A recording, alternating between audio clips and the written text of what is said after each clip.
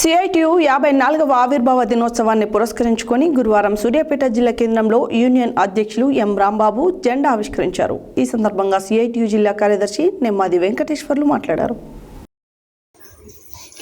CITU 54వ ఆవిర్భావ దినోత్సవాన్ని పురస్కరించుకొని గురువారం సూర్యాపేట జిల్లా కేంద్రంలో యూనియన్ అధ్యక్షులు ఎం రాంబాబు జెండా ఆవిష్కరించారు. ఈ సందర్భంగా సిఐటియు జిల్లా కార్యదర్శి నెమ్మాది వెంకటేశ్వర్లు మాట్లాడుతూ 1970 సంవత్సరంలో ఐక్యత పోరాటం నినాదంతో యూనియన్ ఏర్పాటు జరిగినది. అనేక పోరాటాలు రూపకల్పనతో కార్మిక వర్గం విజయాలు సాధించిందని అన్నారు. ప్రభుత్వాలు విద్య, వైద్యం ప్రైవేట్ చేయటం వలన కార్మిక వర్గం ఆర్థికంగా ఇబ్బందులు పడుతున్నారని అన్నారు. కార్మిక వర్గం పోరాడి సాధించుకున్న చట్టాలను కార్పొరేట్ శక్తుల కొరకు ఆ చట్టాలను నిర్వీర్యం చేసిందన్నారు. ప్రభుత్వ రంగ సంస్థలను కేంద్ర ప్రభుత్వం ప్రైవేట్ చేయటం వలన నిరుద్యోగులకు ఉద్యోగాలు లేవని, ఫలితంగా రిజర్వేషన్ విధానాన్ని ప్రభుత్వము దెబ్బతీస్తుందని అన్నారు.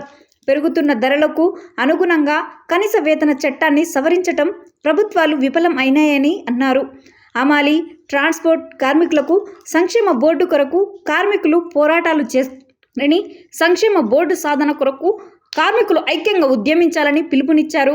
ఈ కార్యక్రమంలో జిల్లా కమిటీ సభ్యులు మేకనబోయిన శేఖర్, వి సాయికుమార్, సిడబ్ల్యూసి అమాలి నాయకులు బాలరాజ్ శ్యామ్, మున్సిపాలిటీ నాయక్, యూనియన్ నాయకులు ఓగోడి దశరథ, శివ, మురళి, ప్రభుత్వ ఆసుపత్రి సెక్యూరిటీ విభాగం నాయకులు శ్రీనివాస్, నాగభూషణం, ట్రాన్స్పోర్ట్ జిల్లా నాయకులు సట్టు యాదగిరి, ఎల్ఐసి ఏజెంట్స్ జిల్లా నాయకులు వెంకటరెడ్డి, ప్రజా సంఘాల నాయకులు వేల్పుల వెంకన్న, జె నరసింహారావు, దనియాకుల శ్రీకాంత్ తదితరులు పాల్గొన్నారు.